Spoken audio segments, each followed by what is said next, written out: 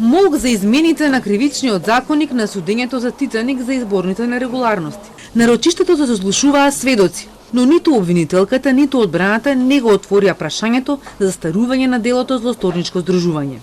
Надвор од судењето, адвокатите објаснуваа дека судот не може по службена должност да констатира застареност на некој кривично дело на среде судење, туку само по иницијатива на обвинителството. Обвинителката Лиле Стефанова во разговор со новинарите објаснуваше дека ќе се произнесе во завршниот збор.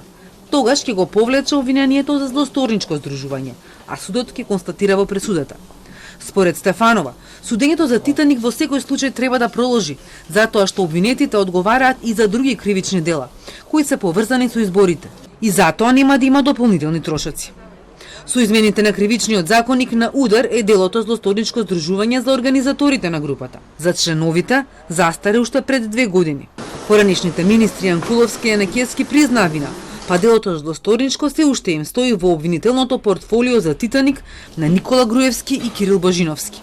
Од обвинителството го повторуваат ставот дека во секој предмет поединечно ќе одлучуваат како ќе постапуваат согласно измените на КАЗ со кои се намалија казните. Неофицијално, адвокати и обвинители за Телма анализираат дека во предметите каде застарува единственото дело за кое се гонат обвинетите, обвинителството нема да има избор освен веднаш да ги повлече обвиненијата, за да не се прават дополнителни трошоци. Таков е предметот траекторија за кинеските автопати.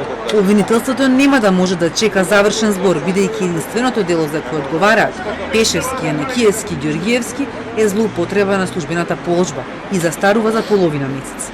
Овој предмет и досега има доволно трошоци за адвокати и вештачења, кои ќе паднат на сметка на буџетот поради застарувањето. Груевски во траекторија одговараше за поблаго дело, кој пред измените му е застарено. Голем број од предметите на СЈО ќе бидат разнишени со застарувањето на делата злоупотреба на службената положба и злосторничко здружување. Токму поради намалените казни со последните измени на кривичниот законник, кои на владините ги нарекоа скриена амнестија.